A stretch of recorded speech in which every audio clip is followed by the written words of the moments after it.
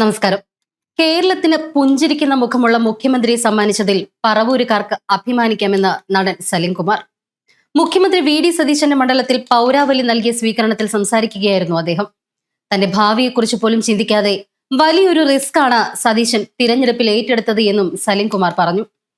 Thriller സിനിമയുടെ climax പോലെ 10 ദിവസത്തോളം മുൾമുനയിൽ നിർത്തിയതിനു ശേഷമാണ് ആ സന്തോഷിപ്പിക്കുന്ന വിവരം നമ്മളുടെ ചെവികളിലെത്തിയത്.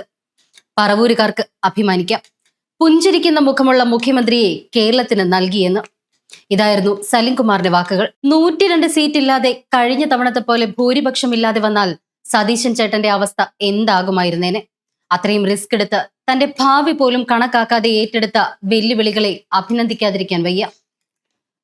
വനവാസത്തിന് പോകാൻ നിന്നവനെ നിർബന്ധിച്ച് പട്ടാഭിഷേകം നടത്തിയ ഒരു പറ്റം ജനതയുടെ സായുജ്യത്തിന്റെ കഥയാണ് ഇന്ന് നമ്മൾ കാണുന്ന വി.ഡി. നല്ല തുടക്കം പകുതി ചെയ്തതിന് തുല്യമാണ് എന്ന് പറയും. അങ്ങനെയെങ്കിൽ നല്ല തുടക്കം തന്നെയായിരുന്നു അദ്ദേഹത്തിൻ്റെത്. അതിമനോഹരമായി ഇനിയുള്ള വർഷങ്ങൾ പോവട്ടെ.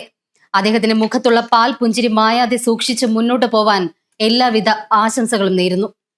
സലീംകുമാർ കൂട്ടിച്ചേർത്തു.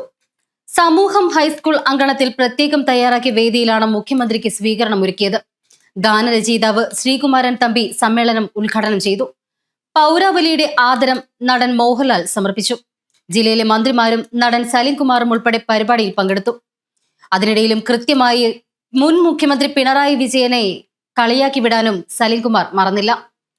കഴിഞ്ഞ പിണറായി സർക്കാരിന്റെ കാലത്ത് കൃത്യമായും UDF-നൊപ്പം അഥവാ വി.ഡി. സതീശനൊപ്പം നിന്ന മനുഷ്യനാണ് സലിംകുമാർ. വിജയത്തിന് ശേഷവും സലിംകുമാറിനെ മാറ്റാതെ, അദ്ദേഹത്തെ അവഗണിക്കാതെ ആ വേദിയിൽ മോഹൻലാലിനും സതീശനും ഒപ്പം തന്നെ സീറ്റ് നൽകിക്കൊണ്ട് സതീശൻ മാതൃകയായി. ദിവസത്തോളം നമ്മളെ മുൾമുനയിൽ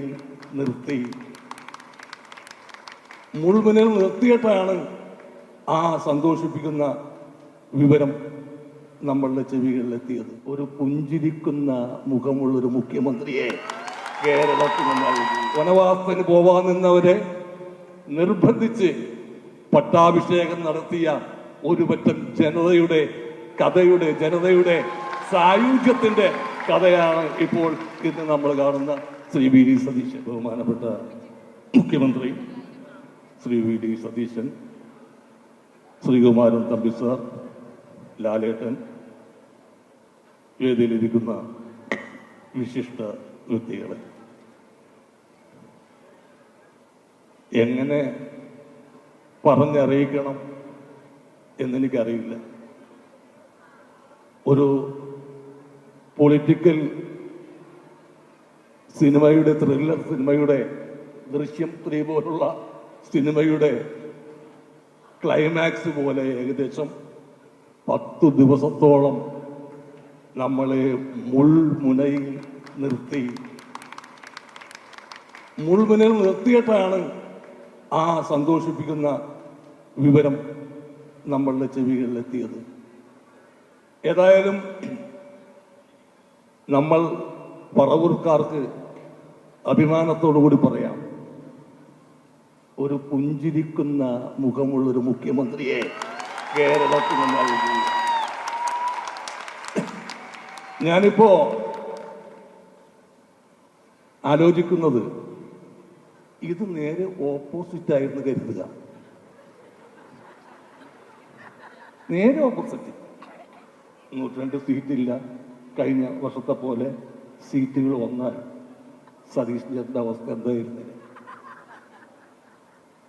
ഒന്ന് ആലോചിച്ച് നോക്കുക. അപ്പൊ അത്രയും റിസ്ക് എടുത്തിട്ട് എൻ്റെ ഭാവി പോലും കണക്കാക്കാതെ അദ്ദേഹം എടുത്ത വെല്ലുവിളികൾ, അതിന് അഭിനന്ദിക്കാതെ വയ്യ. ഞാൻ ഒരുപാട് സ്ഥലത്ത് ഞാനും പറഞ്ഞിട്ടുണ്ട്, 100 സീറ്റ് ഇടുന്നു എല്ലാ പദപ്രസംഗങ്ങളിലും പറഞ്ഞിട്ടുണ്ട്. പക്ഷെ അതെല്ലാം വി.ഡി. സതീശൻ എന്ന നേതാവിൻ്റെ ഒരു ചങ്കൂറ്റം കൊണ്ടായിരുന്നു. മനോരമയിൽ പത്രത്തിൽ തന്നെ വിളിച്ചിട്ട് പറഞ്ഞു, ഇങ്ങനെ വി.ഡി. സതീശനാണ് മുഖ്യമന്ത്രി സ്ഥാനത്തേക്ക് വരുന്നതെന്ന് കേൾക്കുന്നുണ്ട്. അപ്പോൾ നിങ്ങൾ പരിചയമുള്ളതിൻ്റെ പേരിൽ ഒരു ഓർമ്മ ഒന്ന് എഴുതണമെന്ന് പറഞ്ഞു. അപ്പോൾ മറ്റന്നാളാണ് വന്നെങ്കിൽ ഇന്നാണ് അവർ വിളിക്കണത്. അപ്പൊ ഞാൻ പറയും, ഹോസ്പിറ്റലിൽ ചെക്കപ്പിന് പോകണം, ഞാൻ ഇന്ന് തന്നെ എഴുതി തരാമെന്ന് പറഞ്ഞു. അന്ന് പ്രഖ്യാപിച്ചിട്ടില്ല. അപ്പൊ പറഞ്ഞു ഇന്ന് വേണ്ട നാളെ മതി. ഞാൻ പറഞ്ഞു നാളെ പറ്റൂല, ഞാൻ ഹോസ്പിറ്റലിൽ പോകണം എനിക്ക്. അങ്ങനെ അന്ന് തന്നെ എഴുതി ഞാനത് അയച്ചു കൊടുത്തു, മനോരമയിലേക്ക് അയച്ചു കൊടുത്തു. അപ്പൊ അവർ പറഞ്ഞു ഇത് പ്രസിദ്ധീകരിക്കാൻ പറ്റുമോ? ഞാൻ പറഞ്ഞു പറ്റും, ഇതെന്റെ ചങ്കിൽ നിന്ന് എടുത്ത വാചകങ്ങളാണ്, അതൊരിക്കലും നിങ്ങൾക്ക് ഫ്രീസറിൽ വെച്ച് നശിപ്പിക്കേണ്ടി വരില്ല. 2 ദിവസം കഴിഞ്ഞ് അപ്പൊ അവർ പറഞ്ഞു എന്തായാലും വന്നാലും വന്നില്ലെങ്കിലും ആ ക്യാപ്ഷൻ നന്നായിട്ടുണ്ട്, വനവാസക്കാരന്റെ പട്ടാഭിഷേകം. സത്യത്തിൽ അതാണ് നടന്നത്. വനവാസത്തിന് പോവാൻ നിന്നവരെ നിർബന്ധിച്ച് പട്ടാഭിഷേകം നടത്തിയ ഒരു പറ്റം ജനതയുടെ കഥയുടെ, ജനതയുടെ സായുജ്യത്തിന്റെ കഥയാണ് ഇപ്പോൾ ഇന്ന് നമ്മൾ കാണുന്ന ശ്രീ വി ഡി സതീശൻ.